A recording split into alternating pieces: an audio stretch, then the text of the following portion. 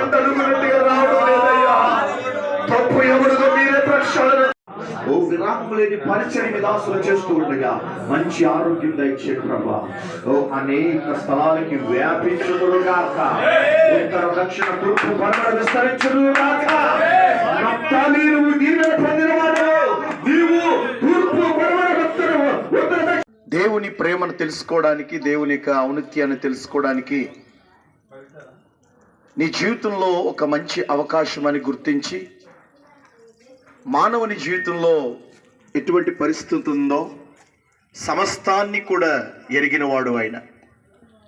ఈ యొక్క ఉదయకాల సమయంలో ఎందుకు ఈ మాటలు చెప్తున్నామనంటే, చాలామంది అన్నీ ఉంటాయి కానీ సమాధానం ఉండదు.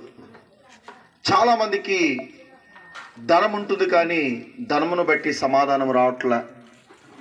చాలామందికి బంగారం ఉంటుంది కానీ బంగారమును బట్టి ఏమీ కూడా రావట్లే. నిన్ను ప్రేమించి నిన్ను ఉన్నతమైన స్థితిలోకి తీసుకువెళ్ళడానికి ప్రభు నిన్ను ప్రేమపూర్వకంగా ఆహ్వానిస్తున్నాడు.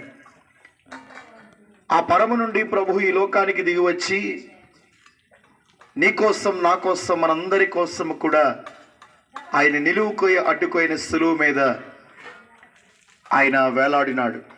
చివరి వరకు కూడా ఆయన రక్తాన్ని మన కోసమే ప్రభు చిందించారు. పరిశుద్ధమైన లేఖన గ్రంథంలో ఒక మంచి మాట ఉంది. మొదటి పేతురు రాసిన పత్రికలో 2వ అధ్యాయం 9వ వచనంలో, చీకటిలో ఉన్న మనలను ఆశ్చర్యకరమైన మీ అందరి జీవితాల్లో మేలు కలుగుట కొరకే ఈ ప్రాంతంలో అద్భుతమైన దైవజనుడు, అభిషక్తులు, దేవుని చేత పిలువబడిన మరి మన మధ్యలో దైవజనులు జేమ్స్ అయ్య గారు ఈ ప్రాంతంలో గొప్ప పరిచర్య చేస్తున్నారండి. రండి, రక్షణ పొందండి, ఆశీర్వాదంలోకి రండి. అనేక మంది రక్షించబడ్డారు, అనేక మంది ప్రభువు పేరట పిలువబడ్డారు. ఈరోజు వారి జీవితంలో అన్నీ ఉన్న దేవుని యొక్క ప్రేమను బట్టి ముందుకు వెళ్తూ ఉన్నారు.